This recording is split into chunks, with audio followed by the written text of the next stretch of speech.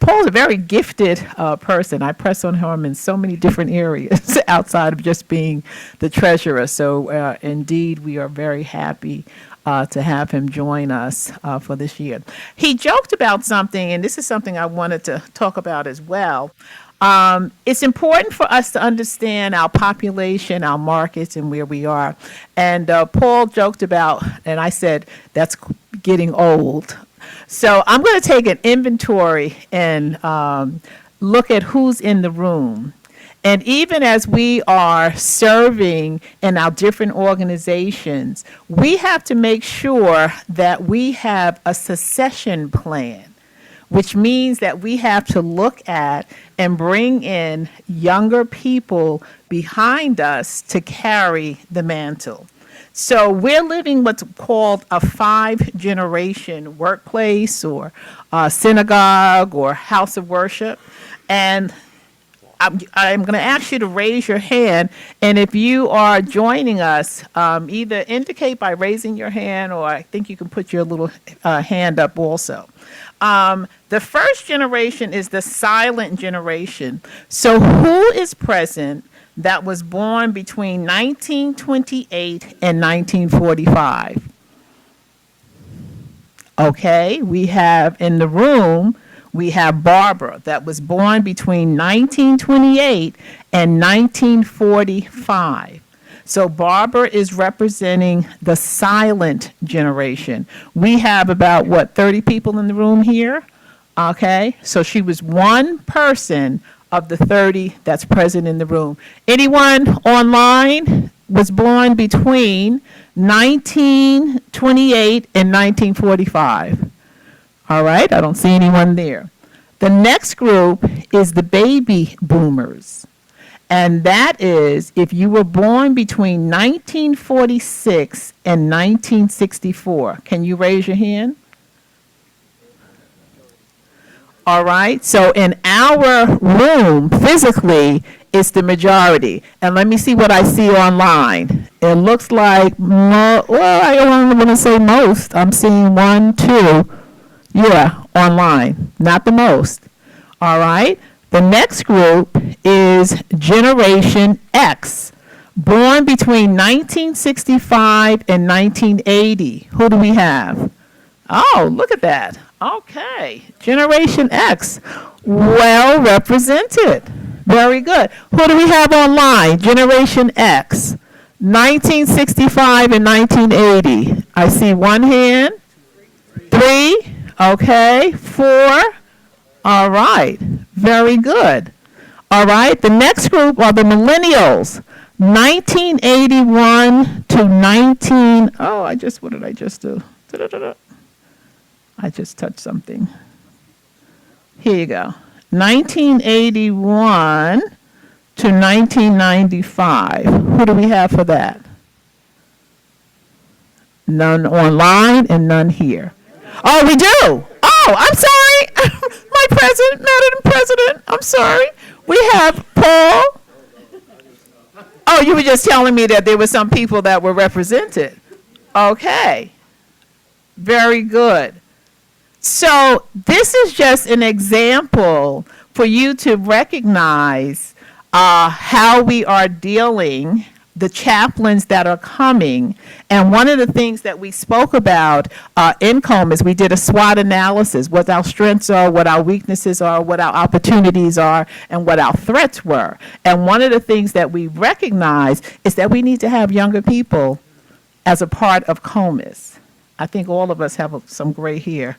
I don't think we have anyone that's not gray hair. It's a part of our board.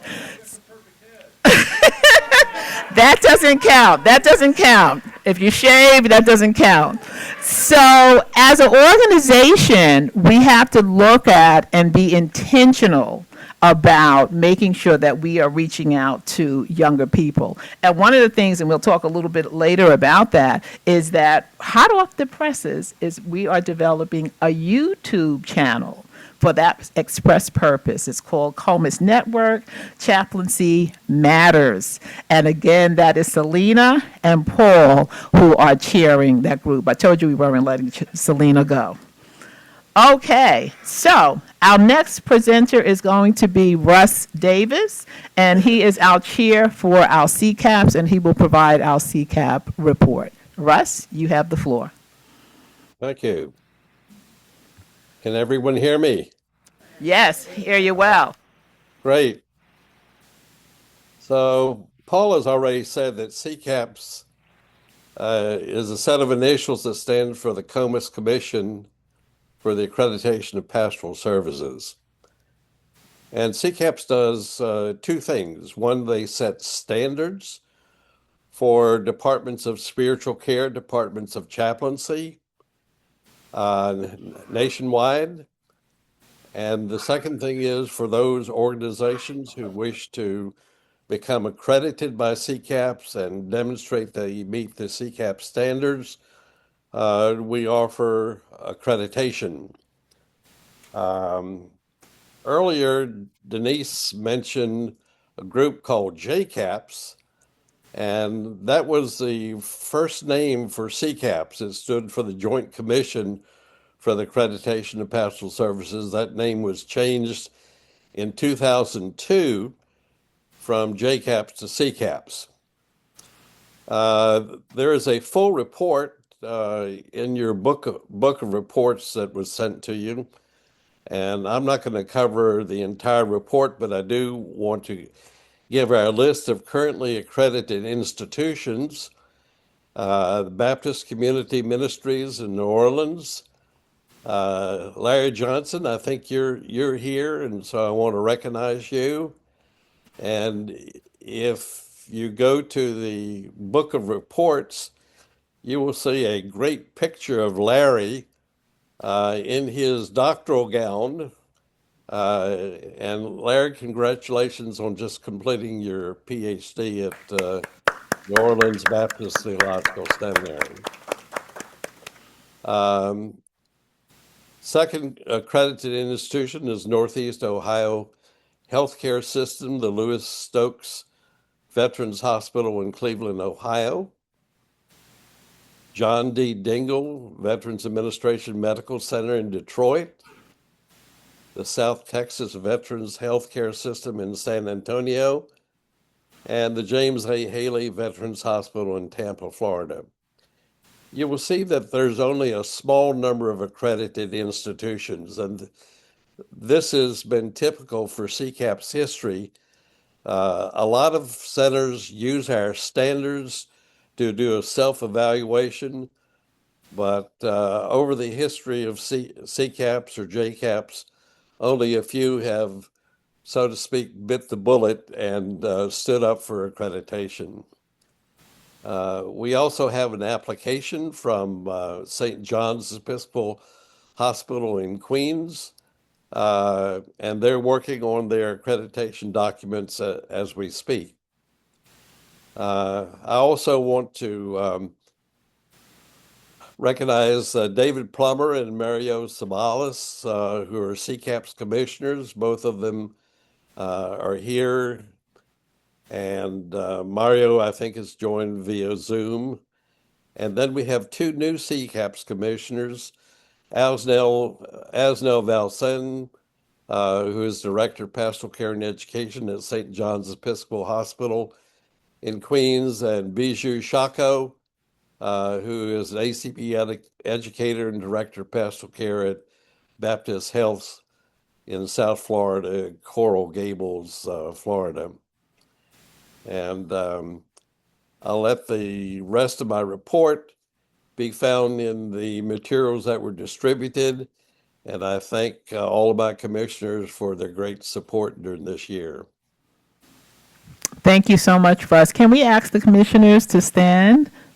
Dave Plummer, our new commissioner, Al Valson. Okay, and Bijou, is Bijou online? All right, we want to thank you for the work that you've done, and thank you so much, Russ. All right, our next report will come from Clyde Angel, who will provide the report on Spiritual Care Week. Denise, I have a written report that they have access to, and since I will be presenting later, I'm going to let that report stand, and we'll give that time to break. Okay, excellent. Did you want to mention your new members, your board members at this time? I'll do that at our evening. At the later, okay, very good. All right, very good. All right, so that is going to take us into our next portion of our business meeting, and I'm going to turn it over to Carol Collins, our immediate past treasurer, who is going to conduct the next two portions of our meeting. Carol, you have the floor. Thank you very much.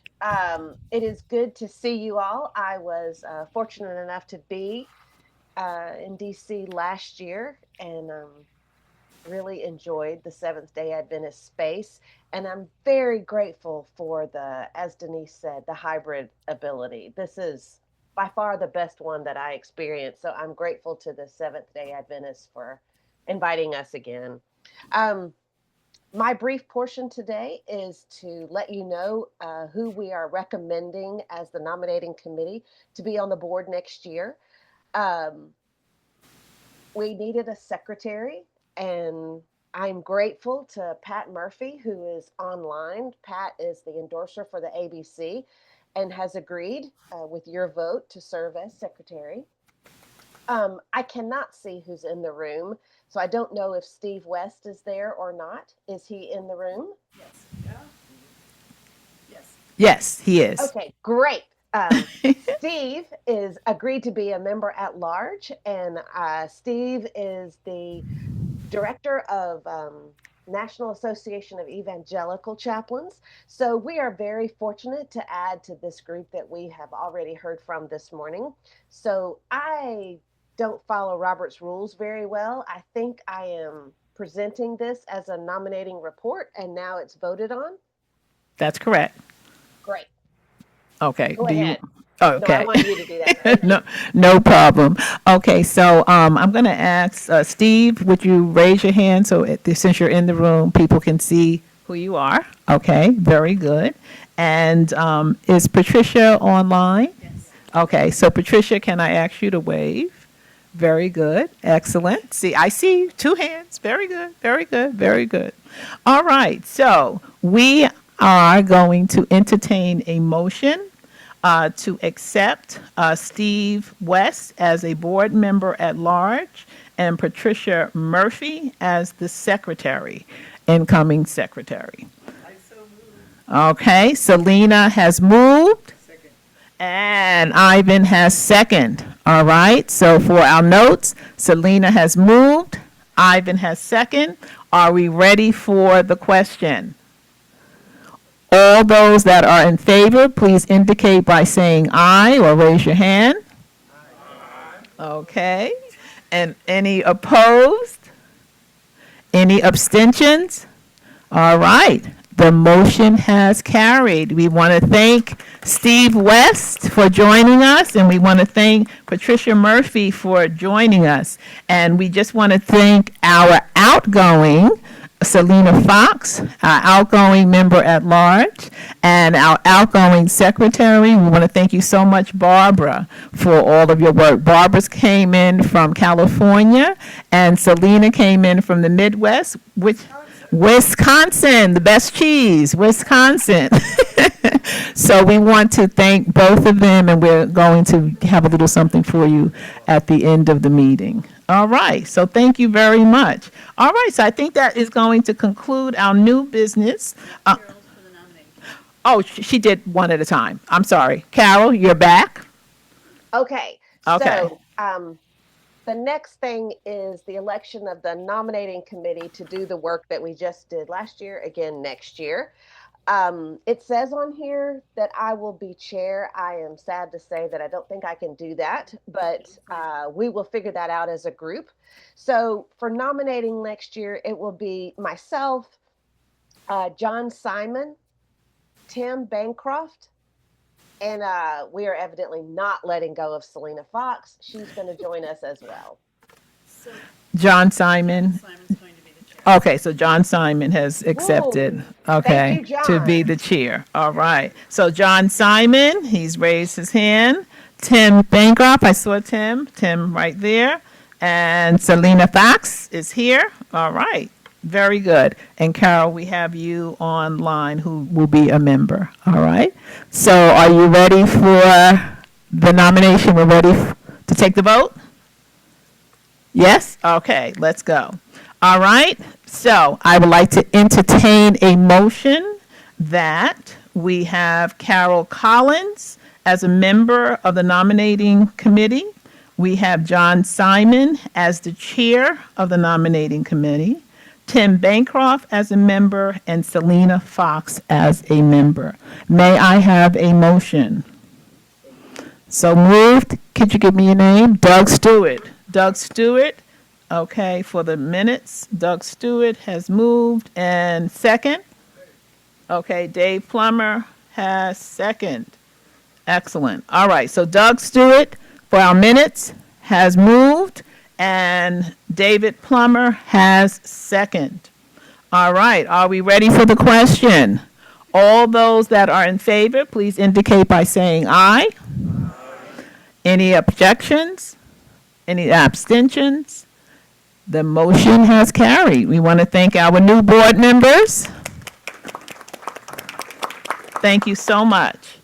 All right, so now, I did actually present the new COMISS members a little while ago. I am going to ask that those, I think we have Dallas Spite and Tim Bancroft, you submitted reports. Did you want to say anything? I'm going to give you the floor. Did you want to say anything about your reports?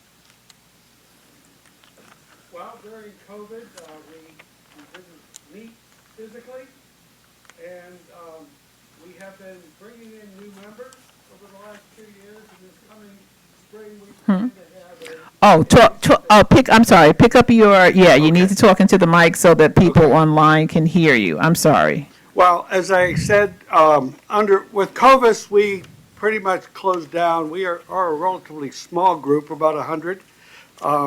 We now have new members coming into our group as workplace chaplains. And this coming spring, we plan to have a face-to-face conference again. Excellent, excellent. Thank you so much. Thank you. All right, Dallas, would you like to give a little report? You did submit your report. He went to the bathroom. Okay.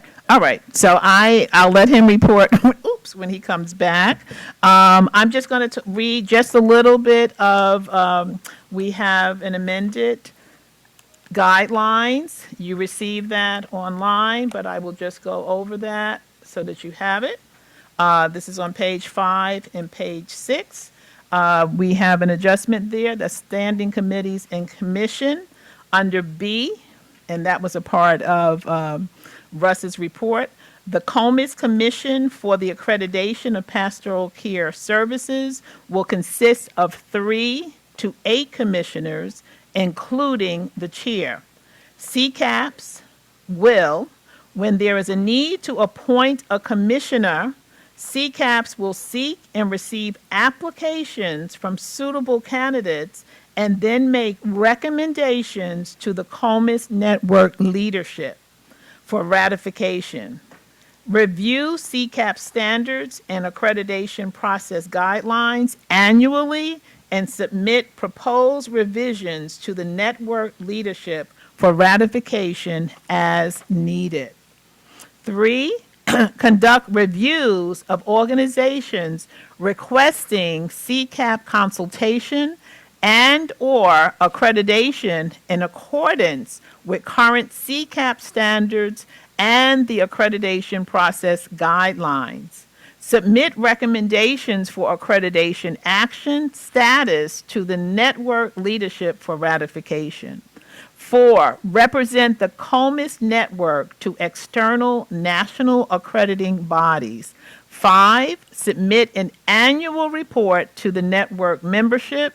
6, submit periodic reports as requested to the network leadership. 7, submit current information and documents to the webmaster for posting. And 8, submit a recommendation to the network leadership for the position of CCAP chair whenever there is a vacancy or end of a term. And 9, orient new commissioners to the standards and the work of CCAPS. So all other remains in effect, and just wanted to bring the current guideline up to date. All right, so I think I was looking for Tim. Did Tim return? Okay. No. All righty. I'm sorry, Dallas. Tim is here. Did Dallas return? Okay, Dallas, I was just giving you an opportunity to say a word or two about your report that you submitted. Stepped out the wrong time, didn't I? That's okay. That's okay. Well, thank you all for the opportunity. I was unable to attend last year. We had a death in the family the day before I was supposed to be here.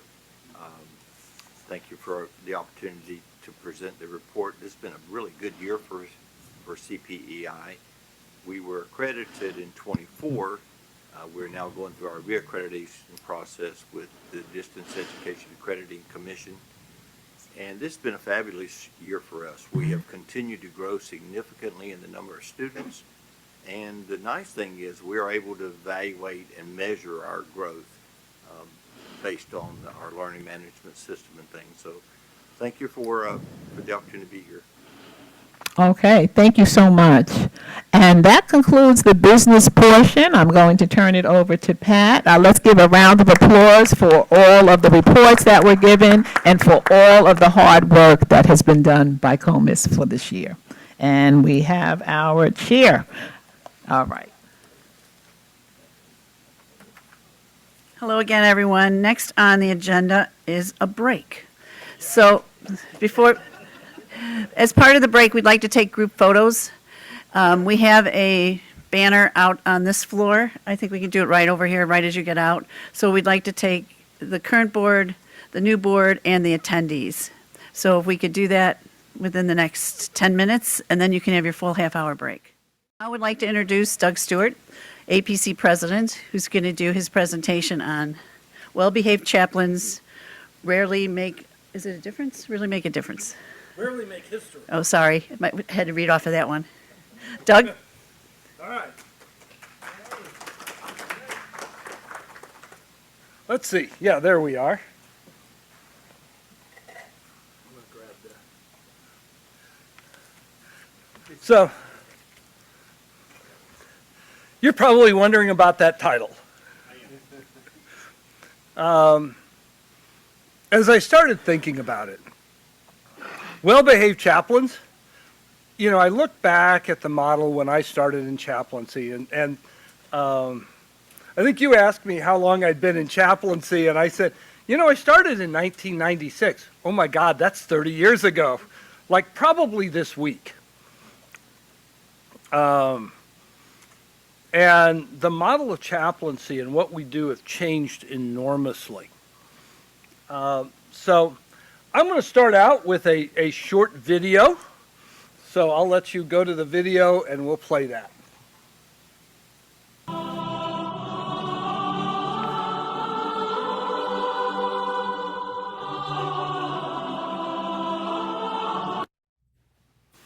So I was in a Catholic hospital. I can't move away from this mic. That's going to drive me crazy. And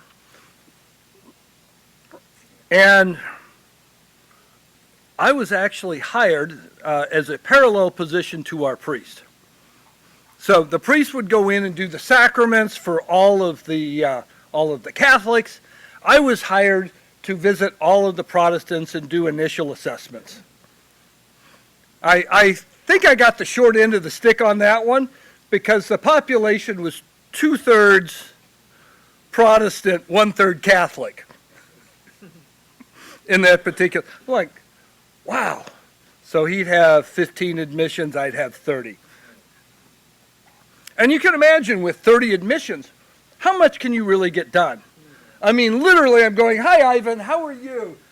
Everything going okay? Life miserable? and I'm moving on because I had to not only see 30 people, but document on 30 people. I was a very well-behaved chaplain. The sad thing was, I'm not sure how much impact I had on those people I encountered? Was I making a real difference? In that process, I quickly learned, there was a lot of people that you could see that life was good. I mean, somebody in having their knee replaced, by and large, this is a painful but happy surgery. They really, most of them didn't have a lot of needs. But then there was a whole nother group. I worked extensively with heart failure patients and people coming in for bypass. And, I may make that visit to the patient with the knee for maybe 4 or 5 minutes, if that long. But then I could have a half an hour for that patient having bypass surgery. And so it was working through that. And by the way, there's going to be another video in a couple of minutes. Both of them involve anointing of the sick. So when you see the next video, you're going to get a very different vibe. And by the way, I'm not knocking the Catholic sacraments at all. Says our Catholic up here. And it's an important part of ministry. But the truth is, when I talk to people, particularly in C-suites, in many different places, doggone it, this is all they think we do. I mean, this is all we do. And I'm not even Catholic. I can't do a Catholic anointing. But you listen to them, and this is what they think I'm doing every day. And I've decided not to be well-behaved, and I try to get my staff not to be well-behaved chaplains. Next slide. All right, so I did some polling around, and these are some of my poll results. It was, nice people doing nice religious stuff. And you know exactly what I'm talking about. My next one really is holier than Swiss cheese. I mean, seriously. This is what, it's like we're nice and pious and religious. One of my good friends, who's a Baptist chaplain, says, one of the great things about being a chaplain, he goes, I get to cuss.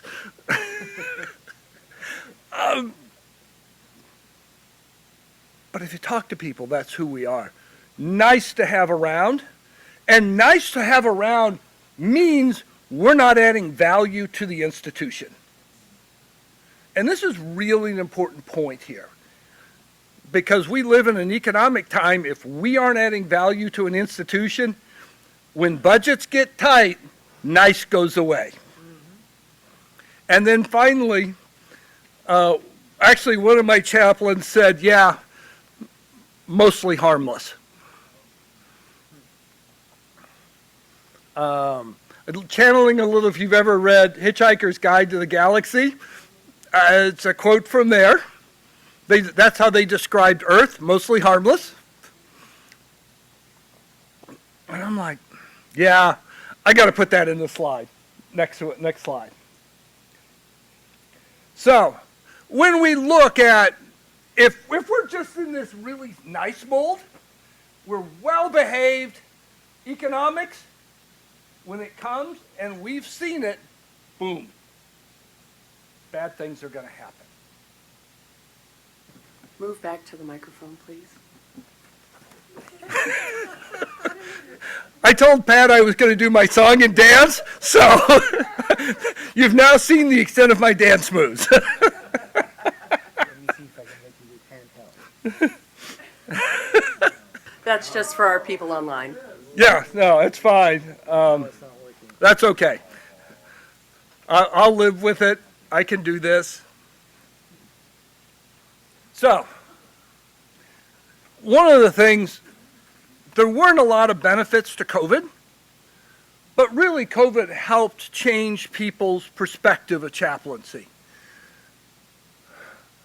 A lot of departments were able to move from nice to essential. and particularly around staff support.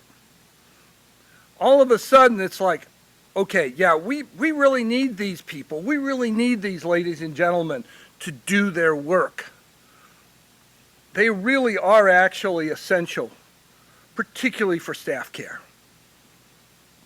And for everybody who is living through that interesting time, you know what I mean. And then finally, yes, ma'am. I just want to say that I refer to what happened as BC, before COVID, and after. So it's DC and AC? Except that COVID is still here. Yes. I will say, I don't know if you see the reports, COVID's not the big deal this year. Is flu. They've already had over 5,000 flu deaths this year. And then finally, the work the chaplains did in the ICUs, on the hospice units, on the medical units, particularly around end of life and dying, holding people's hands when family couldn't be in there. We broke some ice in there.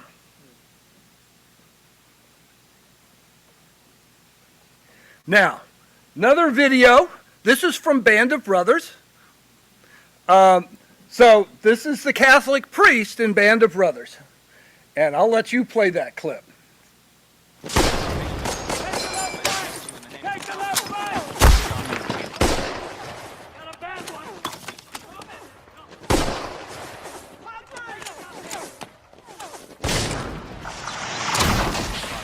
Son, in the Lord, the Holy Spirit. You see what I'm seeing? Is now, and never shall be, world without end. Amen. Crazy fools, the Irish. You should know.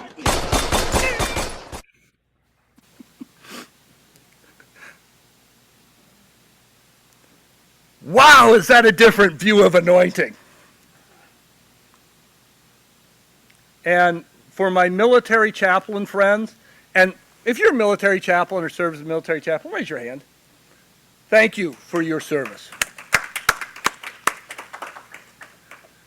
Because you guys were in spots like this sometimes. They were making a huge difference. They were not well behaved. Better stated, they behaved like chaplains. And that's one of the things I look at this, and as I'm going to show that clip at the end, and I'm going to kind of highlight some things of where I think we're going and where we need to be, some of the innovation going on, because you look at that guy, he's in there with the troops, he's dirty, he's smelly, he's been on the ground, probably not having a bath in 2 weeks. And at least the chaplains I know that I've spoken to, they're loved because they cared. Yeah. Next video. So, what I see chaplains, what we are good at. This is a skill set that we really bring to the profession, that we bring to our institution.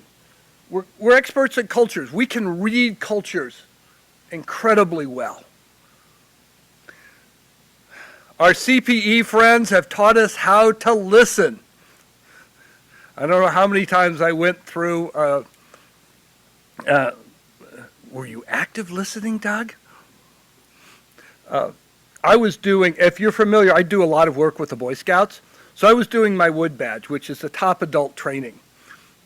And so they had a whole session on active listening, and they get about 10 minutes, and this is a small group setting, get about 10 minutes into this active listening, and the gal who was teaching it looks at me and says, Doug, do you just want to teach this because you actually know this stuff? This is what you do every day. We're good at listening. We're good at seeing and feeling the hurts and the hopes and tapping into those things. We're good at recognizing people's values and using those values as part of our tools to help them. I always say we're experts in support. It can be religious. It can be that anointing, because I understand how important that anointing is for a given population. That's vital to them, part of their healing. But it can be very secular, non-religious. It depends on what the setting is. We're good at helping people make changes.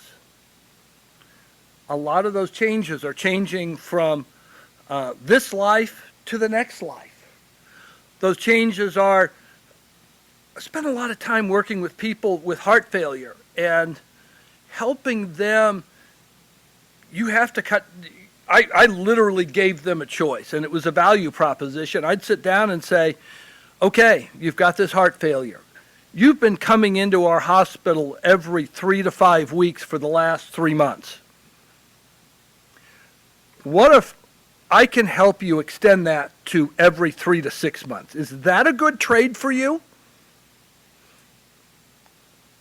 And most people say, yeah, that's a good trade. Well, then how do we do that?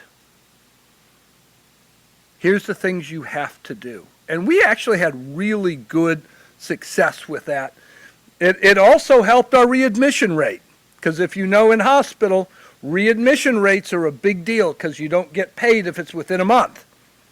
So being able to have a chaplain come in, I didn't give them a lecture about what they needed to do. I gave them a choice. And then I helped them make those choices and help them get that education. And the amazing thing was, I had one gentleman who was in every 2 to 3 weeks, couldn't hardly move around a room, and we got him back in his shop. And he was did woodworking. He was able to get back in that shop and do some woodworking. We gave him back his life. Or we helped him. But I helped him make the choices that gave him his life back. And we're good at advocating for our patients, our clients, our staff. That's one of the things I learned from my military friends. When I look at the chaplains, particularly military, a lot of your job is to go up and say, this isn't working, we got to change something, and go to your senior command. And when I know some folks who've made some tremendous differences for morale of their units. We need to be doing that. That's what we're good at. What we aren't good at. We're good at telling our stories in here. We aren't good at telling it a lot of other places. Particularly when it comes to management. Part of it is most of us don't speak management well, because it normally involves lots of numbers. So not speaking management means we can't articulate our value. And that's a serious threat to the profession. If we can't articulate our values and our value to the institution, regardless of what we do, we're just nice. We are well behaved. And the other part is, as good as we are at helping other people in change, we are not good at changing our practice in many kinds. I still have two, and they are both older chaplains, older than me. One of them we just described as older than dirt. I have to do a lot of kicking and screaming with him to help change his practice. It is hard. because he's been at it 40-something years as a chaplain. He grew up in the very well-behaved age, and it's really hard. Actually, we were talking one time, and he goes, we were working on, because we do a lot of the DNRs and work with the advanced directives. And we were having a discussion about what we needed to do. There's a couple of physicians that were sometimes challenging to work with. And he said, Doug, how do you get these physicians on board? I said, yeah, actually, a lot of my job is actually to intimidate the physicians, so they'll do what I want.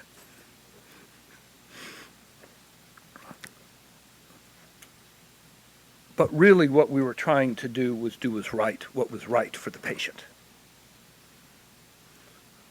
And we had a couple physicians, and we did finally get them on board. And, great working relationships. But I can tell you,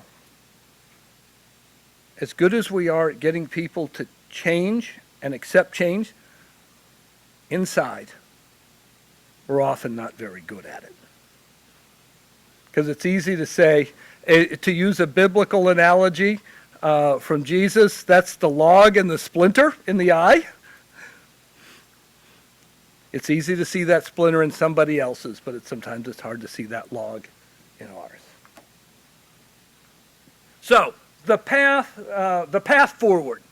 I'm kind of going to highlight 4 areas that I think we've got to look at. First one is integrated. And the video you saw, that chaplain was integrated into that combat unit. We have to be integrated into the work of our institutions, whether it's Tyson Chicken, whether it's I'm at Memorial Hospital Belleville, whether it's Memorial, wherever it is, we need to be integrated into that institution's work. And I'll say more about that. Looking at innovation, I say illuminate, and I'll say more about that, and then advocate. So let's look at integration. I highlighted 4 areas we need to be looked at. So every institution has some type of mission statement, particularly in healthcare.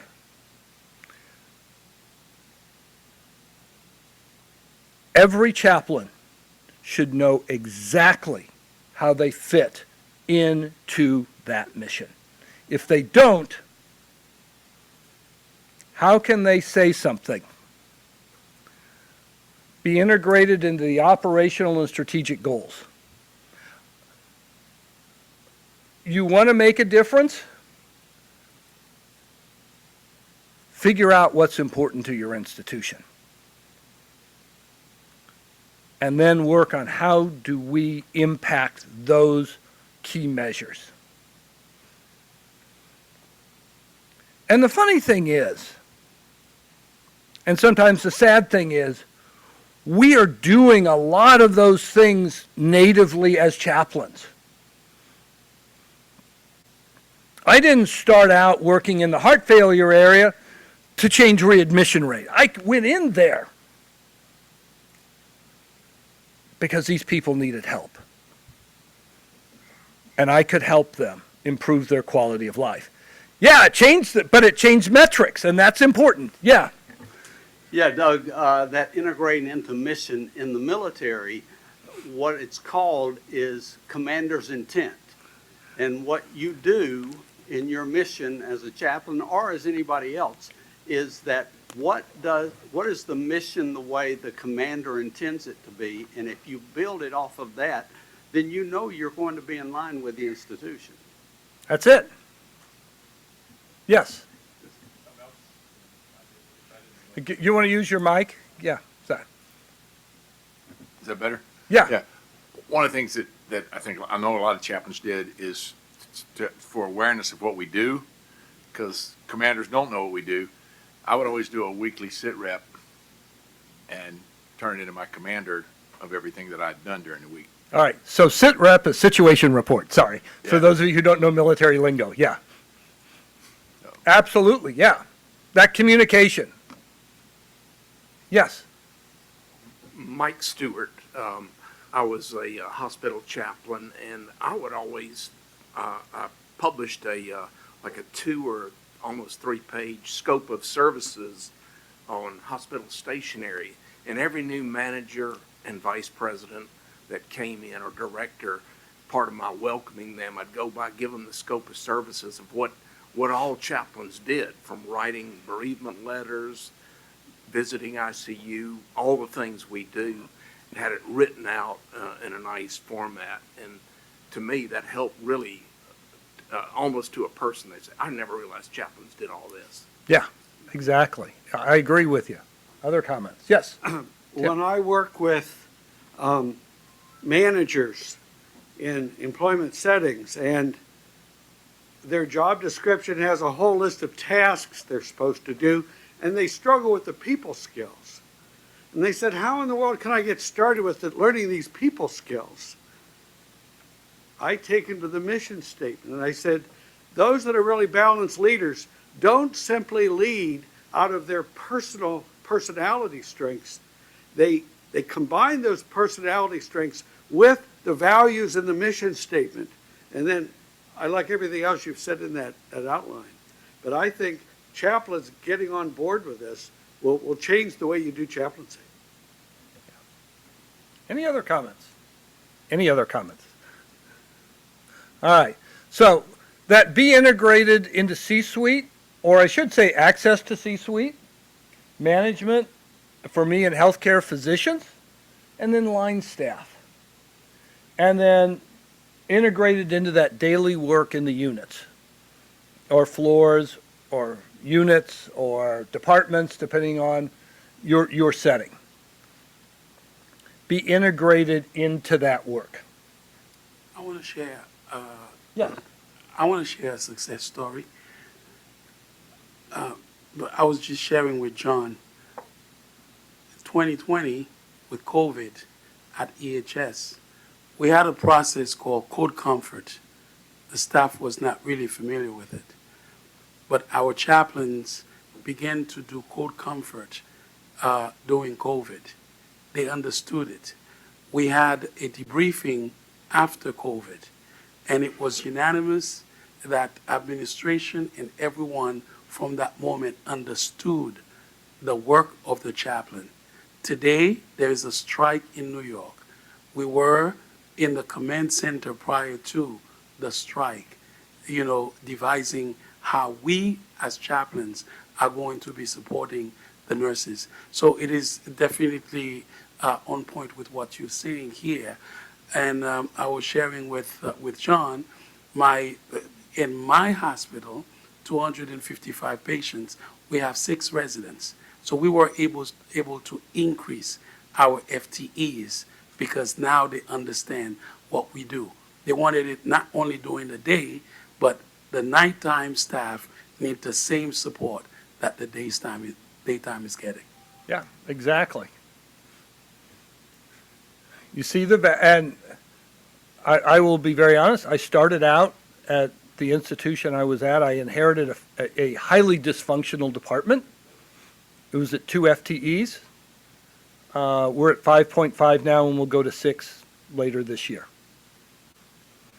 But I started out with, it was actually not a well-behaved department in the sense of being able to work together, but they were a very well-behaved out on the floor. Now, when I talk about integrating in, this is actually, minus all the numbers and everything, our strategic plan that we're working on in my institution this year. I mean, you can look at it. Can we hit our length of stay? Average length of stay, ALOS is average length of stay. Can we hit that? Can we help with revisits? One of the things we need to be able to do, and that I do, is I can sit down and say, we impact those 2 measures. We can help impact those measures, and this is how we can impact those measures. And The good thing is, when I can show a reduction of length of stay, I have just saved the hospital a boatload of money. And, looking at it, it makes your CFO very happy when you can sit down and say, yeah, I'm paying for my entire department, and then some. You're getting our services essentially free because we are saving you this much money.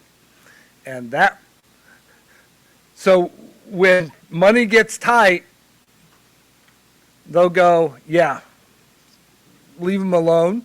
And actually, my ultimate goal is that my nurse managers scream, my nurse leaders, senior leaders scream, the physicians scream, don't cut the chaplains. It's an interesting strategy, but it works. So, somewhere in your institution, there is a sheet like this. I can almost guarantee it. How do you plug into that? As leaders in the space, find that and be able to articulate that. I talked about integrating into C-suite. I'll be honest, I can be a pain in the backside. But I make sure our C-suite knows what I'm doing. And I was part of a C-suite. I probably had the most unique job at a hospital. I was director of spiritual care, quality, and Lean Six Sigma. So yes, I can do numbers very well. But running the quality department as well. And I discovered what they were looking for. But connecting with those C-suite, and the other part of connecting with the C-suite, that's really important. That gives me an opportunity to provide spiritual care to those leaders. So not only am I telling them what I'm doing, they're getting to see what we are doing because we're caring for them. And that goes, I'm doing it because it's the right thing to do for them.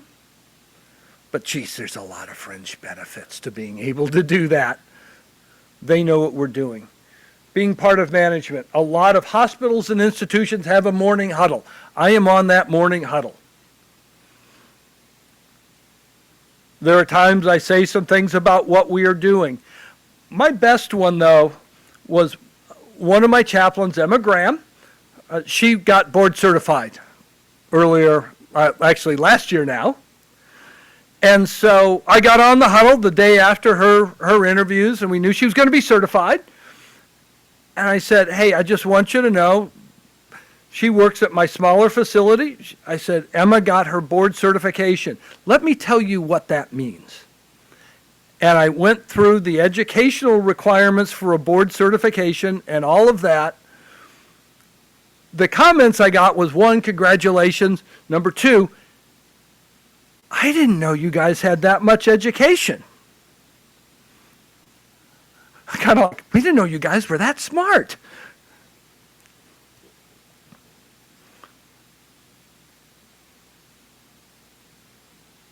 One minute in management to change perspective. But also I spend a lot of time providing care to the managers as well. We work a lot with physicians and partner with them. We have really good working relationship with obviously our palliative care. We have an incredible relationship with our intensivist ICU physicians. And it's kind of funny, when they switched, when we became part of BJC, Barnes Jewish Christian System, we got a new intensivist group. And my chaplain who'd worked in the ICU says, so how do we handle this? I said, this is really easy. We are just going to tell those intensivists what we do and not give them a choice. The amazing thing was it worked. We established a norm. It was what we were doing, but we educated those physicians on that norm. They just said, yeah, and one of the lead physicians pulled me aside, about 2 weeks ago and said, you know, I work at about 3 hospitals in the system. I love working here because we have chaplain support. You guys really make a difference, not only for our patients, but for us as physicians and the staff, and they recognized it. Working with that group, building those relationships. And then the obvious one, working with line staff. And, you know, my background is engineering. I have a bachelor's and master's in engineering. My master's is actually in fracture mechanics engineering. So part of my job is taking care of the power plant and facilities. And I will go wandering through the power plant. And they love it. They get to see a chaplain. One of my chaplains does food service. Another one does environmental services. Those people that, many of them at the bottom of both the salary scale and the social scale, they have a chaplain. And that makes a difference. So being integrated at all levels, and it doesn't have to be, like I said, we split it up. Who does what? I still cover the emergency room all the time. They know I'm coming. They love having me. My ICU chaplain, when she's not there, they complain because they really are attached to her. And she's done like 3 weddings for them. I mean, she's there. And this is actually what we use for our role model for integrated chaplains in the ICU. We want them to be conversant in the language and the practice. They are in there every day. My ICU chaplain spends between half and 3/4 of a day in the ICU. We can support that. She's very conversant in how the ICU works. She can speak good medical. She's part of the team. We go to daily rounds. She's providing input literally on where patients and family are, often in decision making. Really important because that helps shape how those discussions are going to go, particularly when we're doing those goals of care conversation. It makes a huge difference. Because then they can take that information the chaplain has and says, you have said this is valuable to this patient. Our chaplain, we kind of vary it up some. Some of the docs like to have the chaplain in the family meeting. Other ones like is either going in before and after and reading the room, getting a feel, chilling out with them. It's right there. The other one that we really stress is when you go to rounds, you know what's going on with this patient. Our job is to provide realistic hope, provide compassion and consistent message in line with the team. So we know what's going on. This patient is not going to survive, or this patient is going to have serious disabilities. My chaplain is not going to go in and say, everything's okay, we're going to get through this. They'll be just the same way they were. And honest to God, I've heard chaplains do that. It's not our job to give false hope. It's our job to give realistic hope in line with what the medical realities. And I'm never saying take away hope, but we have to define that hope. Acts as translators, going from medicalese So I was in the ED, and we had a patient come in with a stroke, and our ED physician came in and said, well, you've had a fairly non-hemorrhagic CVA, and we wanted to use T and K on you.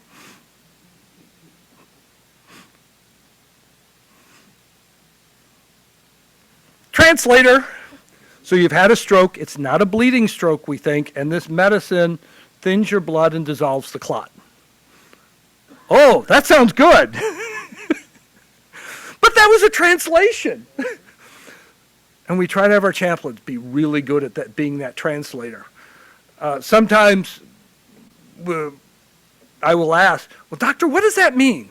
And the doctor will then kind of break it down a little bit. One of the ED docs knows. He goes, I know when you ask that question, I've been too technical for people. Yeah, you got it. Providing that insight. So it's a feedback loop. We're doing exactly that. Listening to what they're saying. And this is a key measure, the next one. We're helping to facilitate medically appropriate decisions, but from a spiritual perspective, from an emotional, spiritual, and relational perspective. One of the problems in medicine, the people in a lot of the care team are just looking at that medical situation. This person's had a stroke, they've had a heart attack, they've had a cardiac arrest. Chaplains are really good at helping people sort through that relationship and how that relationship might be changing. Interestingly enough, and then building supportive relationships, that's an obvious, but I'm going to go back to that supportive relationship. One of the things we found for people who are at end of life, our chaplains are cutting off half a day length of stay in an ICU on average. That is hundreds of thousands of dollars. We don't do it to save the hospital money. We do it because it's the right thing. But I'm really nice to be able to tell your CFO you're saving money. Innovation. And there's all kinds of things in innovation that are going on. I'm going to highlight a few points in here. Some of the things going on with Allina Health up in Minnesota. I've talked to them quite a bit. So they're doing a lot with both nursing and staff orientation. Literally, the first thing that a new nurse sees after the CNO does a short introduction, it's the chaplains. And they're sitting down and saying, this is what we offer. We care for you. We are here. And they are back 3 or 4 times in that orientation week talking about different things that they are doing. They've cut their one-year nurse turnover rate since they started doing that. And at $40,000 to $80,000 per nurse saved, that makes a difference. The other part is we're helping the patients quite directly because you're losing that experience in that institution. You're losing good nurses that are going elsewhere. So we're helping give better care for our patients. They also are doing a lot with their version of critical incident stress management. They have a different program, kind of addresses some of the deficiencies in CISM. Those are well known. I'm not going to go there, but they're doing almost all the debriefs that are going on in there. There's a lot of work in telechaplaincy. Particularly, we need to look at that in rural areas where we can't have that. Palliative care. And then I'm going to actually surrender my microphone for a couple of minutes to John Simon, who's former president of APC. He is, and I forget, you're with Westchester Health. I knew it was a long name, but he's got a couple of things. And I'll say more about innovation, but come on up, tell us some of the cool stuff you're doing. Thank you, Doug. So within the last 2 months, I've had a sit down with our new chair, Department of Medicine, who said, John, when I'm with a patient or family, who do you think the first person I think of? I said, who? He said, the chaplain. He's given me the green light to talk to his section chiefs, hospitalist groups, critical care medicine, on down the line to the residents and the interns. This morning, we provide monthly twice. We present for 15 minutes each for our new employee orientation, and for our nursing orientation, 30 minutes. That's an eternity. We are embedded with palliative care, behavioral health. With any of our clinical areas, we are embedded. We provide spirituality groups, and the feedback from the psychiatrists in residence states that this is one of the best groups as a healing modality. But what I'm most proud of is 2 years ago, we began what's called the Code Lavender peer-to-peer support initiative. It was adopted by our entire network, and it goes to everything that Doug just presented. And so in our strategic plan this year, there are 5 pillars. One of those pillars is entitled Emotional and Mental Well-Being. Under that pillar, you have EAP, Employee Assistance, and you have Code Lavender Peer-to-Peer Support Initiative. It is written in. It is not the flavor of the month.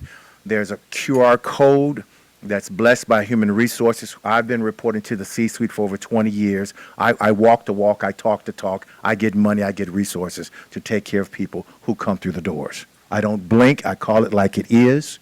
And I can tell you that when we roll this thing out with and our members are a cross-section, and I'm thinking of the mothership where I am, because we have 10 hospitals. I have 27 chaplains across the network, not volunteers, paid people. And according to our Code Lavender peer members, we have physicians, we have someone from legal, we have child life, we have chaplains, we have patient advocacy, but it's based upon the backbone of spiritual health services. And it is a leadership model where if you know that an individual or your team is hurting due to a sentinel event, you can Tiger text us. This is a confidential platform. You just Tiger text Code Lavender. All of the members are in it. And if you need chaplaincy, every campus has its own Tiger text for chaplaincy requests, just like so. We answer when and where. We show up when you tell us. We close the door. We deal with it. And we have a confidential QR code for feedback. What's important about our process is we don't promise change, but we promise that folks' voices will be amplified in live time. And if they give us permission to bring back issues, not names, although there have been names issued, I'm the one who does the escalation, both on that campus and to the C-suite. And our first Code Lavender, and I'll say this and I'll be brief because I'm a good Baptist and I have discipline. Thank you very much. My first Code Lavender, my first Code Lavender 3 Columbus days ago was a 27-year physician. His section chief called me up wanting to know what this Code Lavender thing was. Sometimes folks, doctors want to know if you're smart enough to talk to them. So I guess I was able to present it, well. Bottom line, the fellow comes over. He sits down in my chair. He says, I'm done. I said, what are you done with? Are you done with the practice of medicine or Westchester Medical? He said, both. He began to talk to me for 30 minutes nonstop. He had to get it out. Difficult patient family situation. Person was going to die. Family split. Some racial issues, not being supported by his section chief, and he was just ready to hang it up. After 90 minutes of sitting in my comfy chair, he leaves. I offer him the QR code for feedback. Nothing. 2 months later, I see him in the cafeteria. I didn't recognize him. Why? He had a smile on his face. He asked for the QR code again, and he said specifically because our Code Lavender peer process is based upon what's called the second victim phenomena. He was ready to go. And research has stated that if we can come alongside and support and redirect, they won't wash out. And when it comes to recruiting and retaining a physician, it's $1 million. So right out the gate, I'm a millionaire. That's all I got.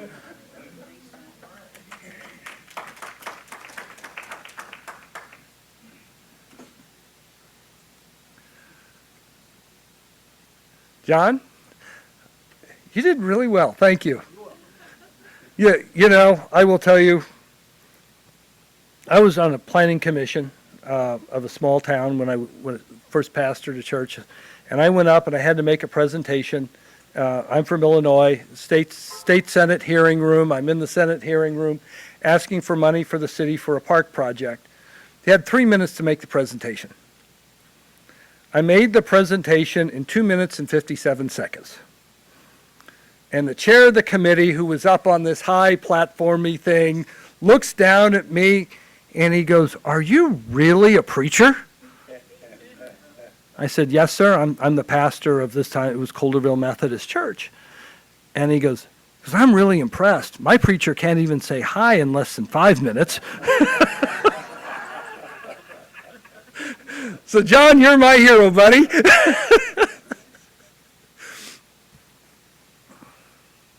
Some of the things, and Memorial Hospital is my facility. So we're deeply involved in those goals of care, in the ICU and elsewhere. End of life, I do a lot of work end of life in the ED. I literally got a call from our EP, electrophysiology, cardiology. He says, "Doug, can you come to the emergency room like now?" "Yeah, I can come down." Pulls me aside. He goes, "I really need you to help. We have a 95-year-old with a heart rate in the 30s. We can put what would been, we can put a pacemaker and defibrillator in, or we can let her go. She's awake and alert. I don't know how to address this.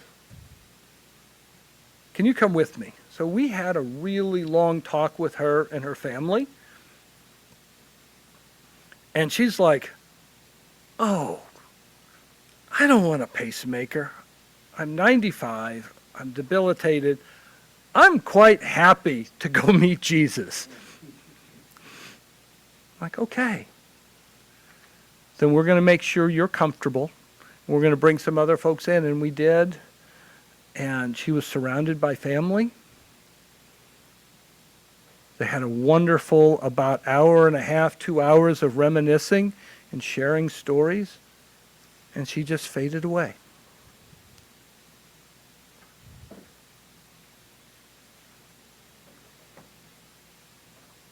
It was a very good death for her and for her family. Incredible opportunities to minister.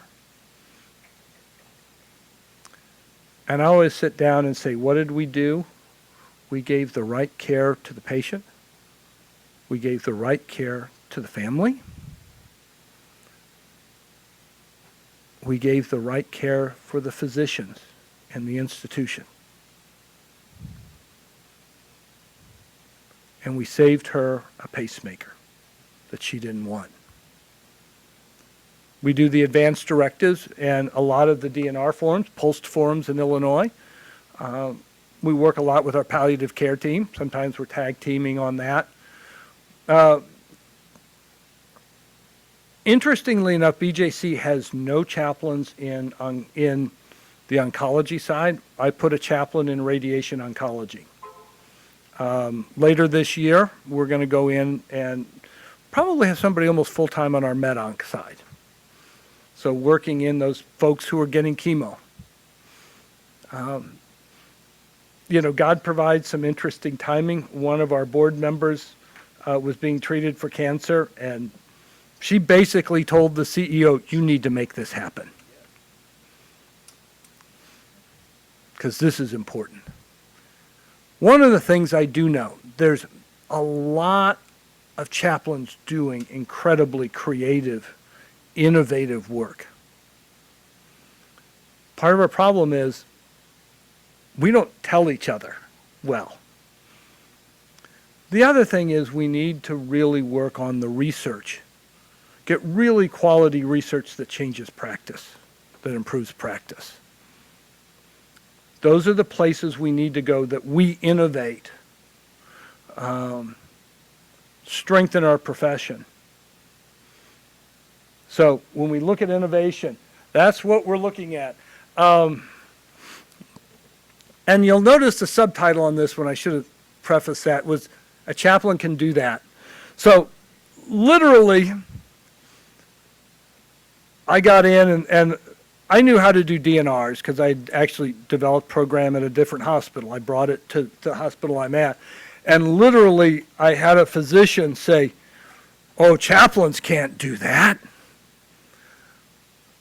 And I did a DNR. Helped him do his DNR, quote, we just kind of worked. He goes, a chaplain can do that.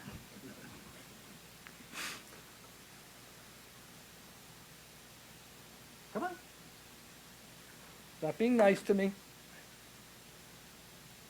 That means I talked too long and it went to sleep.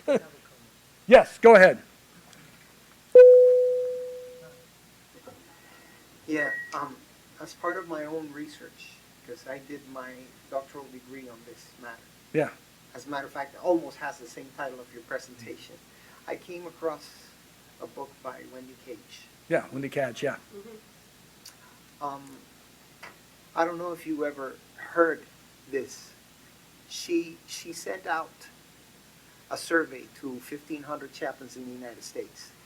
Asked them, what is your number one tool of ministry? And the number one response was the ministry of presence. Then she did something very, very creative.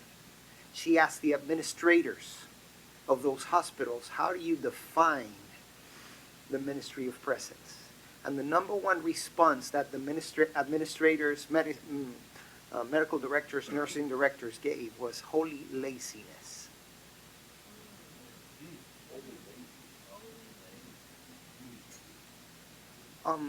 Now you think about that for a moment.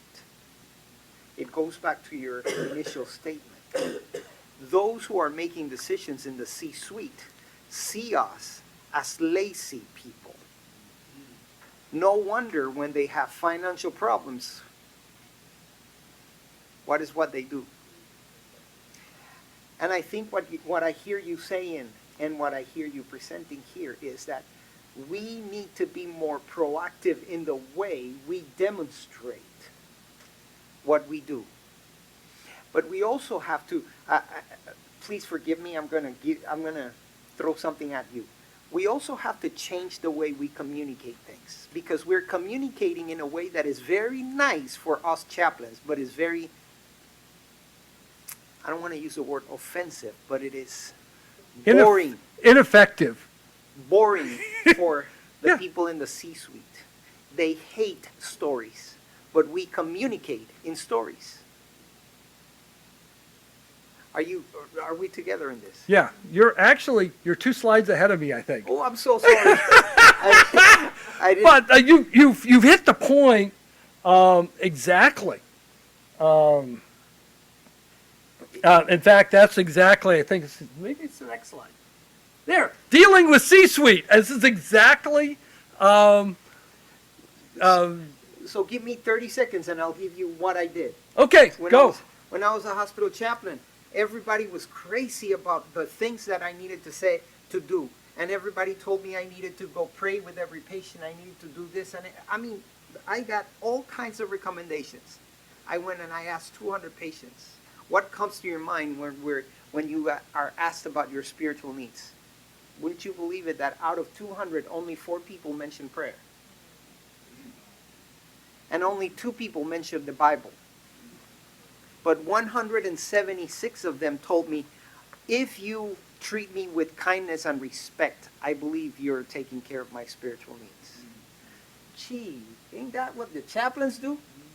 So what I did is I actually, with my team, we decided that we were going to provide a spiritual care experience in the hospital. So every patient, within the first 24 hours, they had someone who came and set the expectations.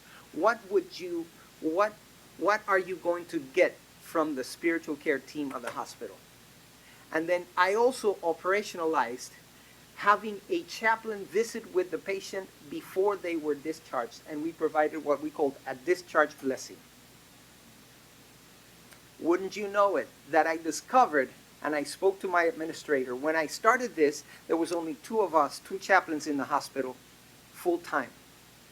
I discovered that if I hit the 75% of patients before they left with that blessing, 90% of them will put me on the higher patient satisfaction.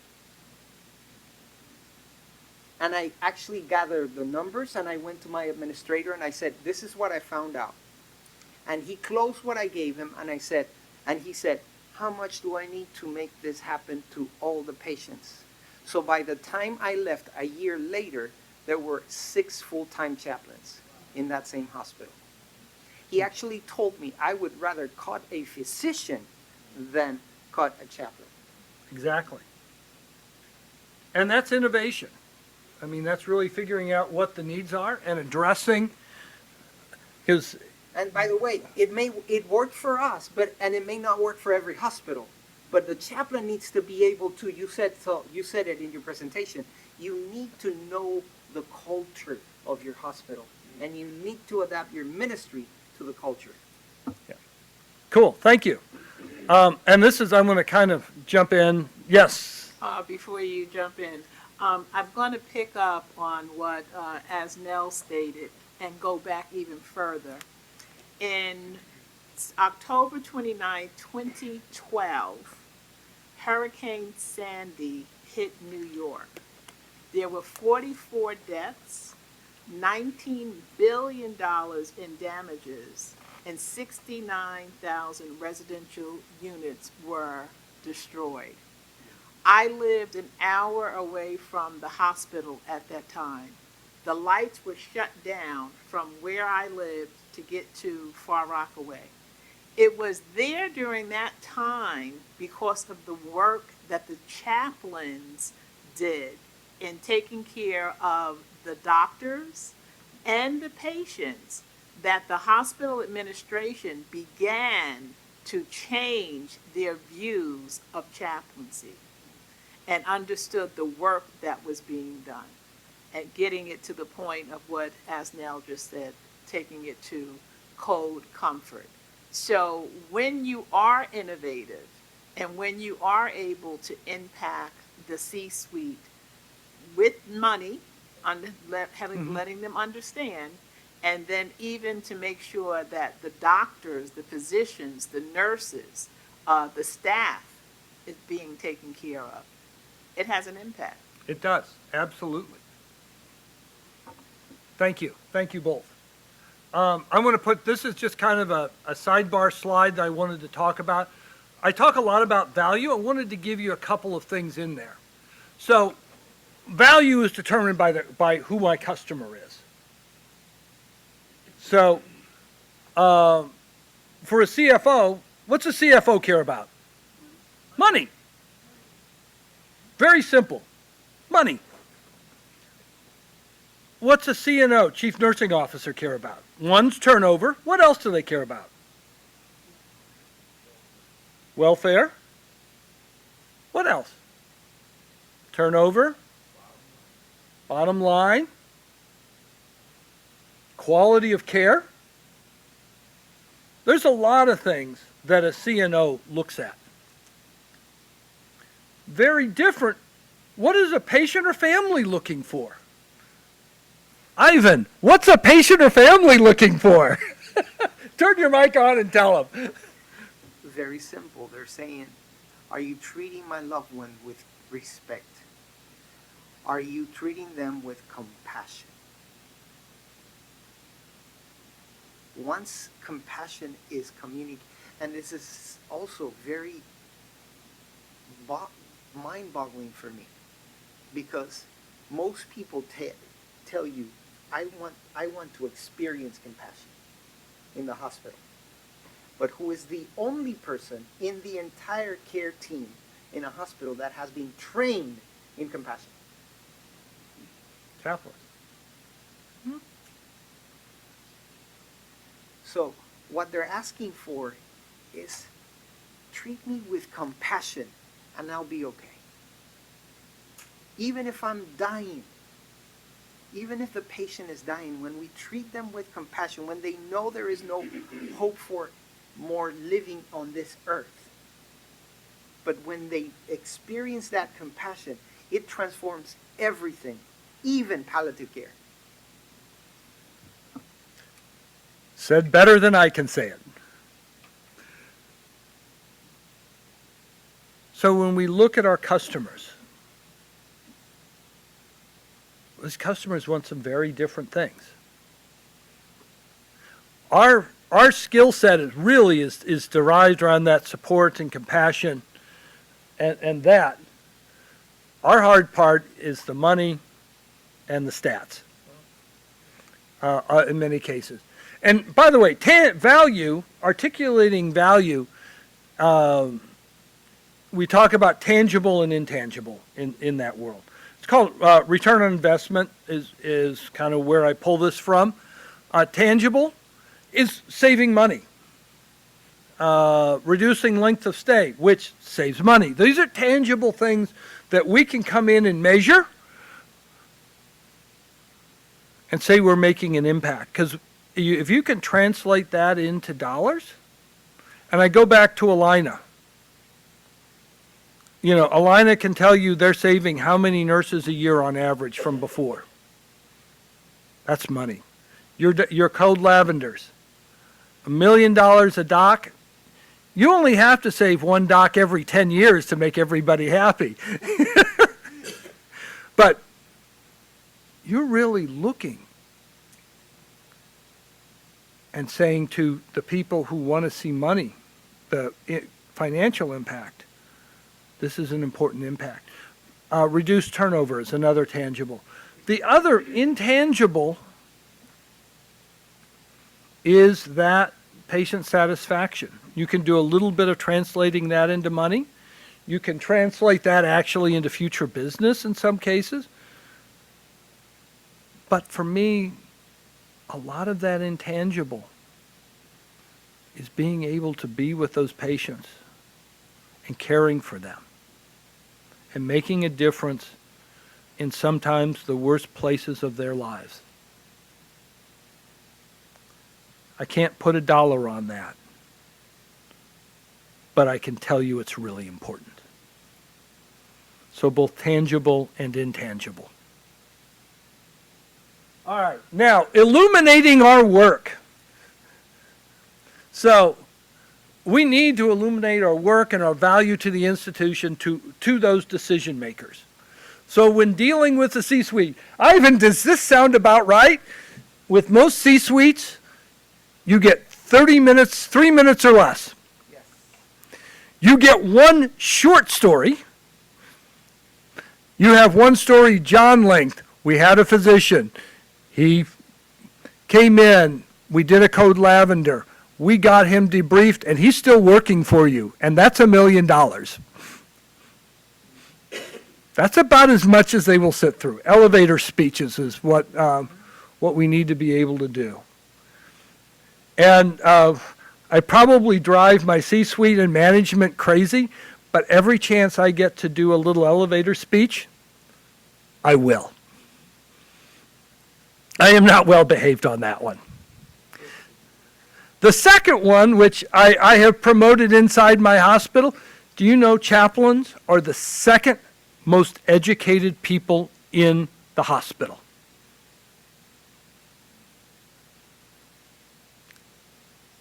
Only physicians have more education than us. I have a 4-year MDiv degree, plus another year of CPE. That's 5 years. Nobody else has 5 years postgraduate except a physician. That's a line I use a lot because that really changes, particularly with nursing. I found that really changes perspective when I can sit down and say, you know, my board certified chaplains have better than 5 years of education. Postgraduate. Oh. Because what did they think? I came off the little chaplain boat and I walk around and I pray. And that's all I do. All of a sudden, and one of the things I really know is education makes a huge difference. In that world, education and titles make a difference. Being able to say that makes a huge difference. So we've covered that. So we want to be able, a lot of this we've talked about, articulate what our value is. Demonstrate that by caring. And John talked about the moral distress. There's a lot of that. We need to demonstrate it, and we need to work within the teams.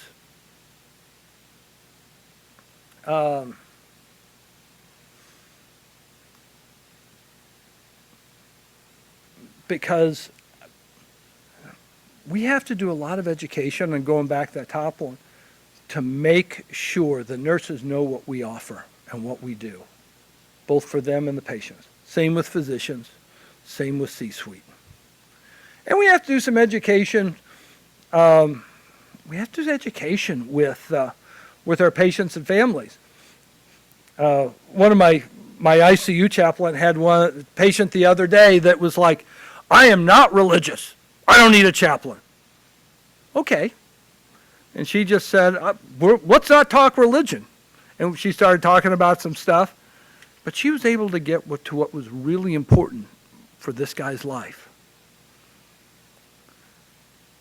All that guy thought we were going to do is come in, and Ivan, you're sitting too close to me, was going to be, do you know Jesus? That's exactly what he thought we were going to do, and beat him over the head with a scripture. I'm like, no, that's not what we're going to do.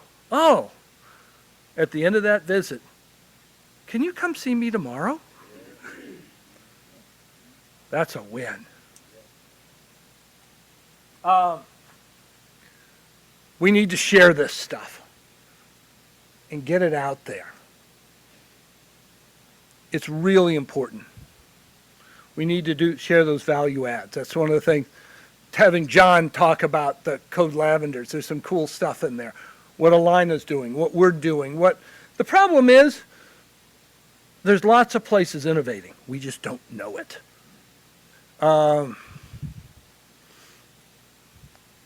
We also need to, CPE can't innovate and train the next generation if they don't know what the next generation needs. No fault on them. Fault on us for not saying this is the things that are really important. We need to be able to drive that so that that next generation of chaplains is coming out even better prepared than we were. So driving that and talking to our CPE friends is really important in sharing that. What's innovative. And then the cool thing is, I'll say those young chaplain kids who don't know how to do chaplaincy are often very good at innovating the profession and helping cut them loose to do some of that innovation and thinking of new ways. And we need to become experts in advocacy. This is a lot of kind of a redundant slide, but who do you report to? Do they know what you do? Do they know how you add value? Does the person above them know that? All the way to the C-suite.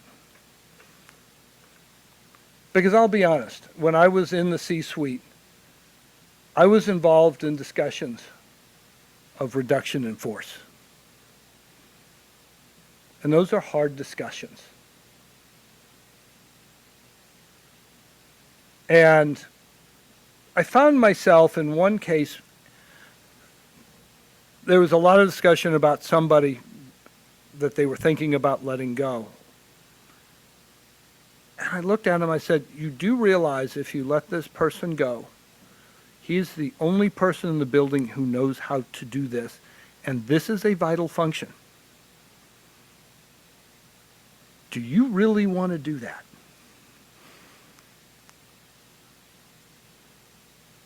Well, I guess that isn't a good idea. Because he was the only one who knew how to order supplies. And I'm like, do you really want to shut down surgery because we don't have this specialized equipment that he's the only guy who knows how to order?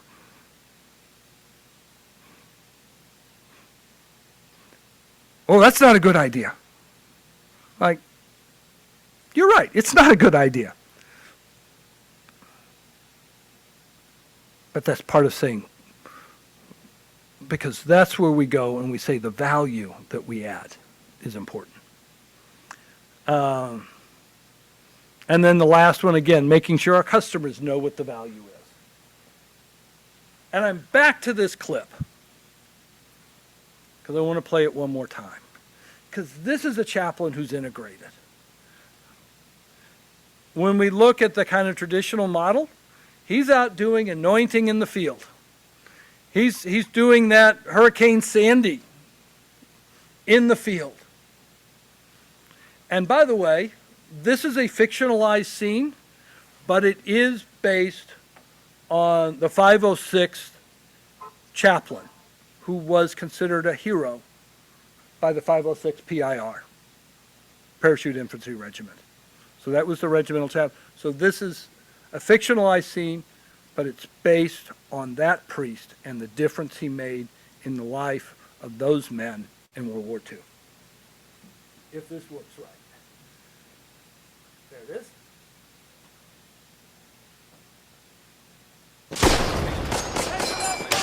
Take the left right! Got a bad one!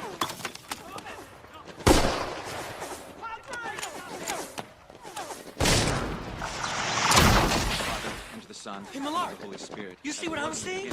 Is now, and never shall be, world without end. Amen. Crazy fools, the Irish. You should know.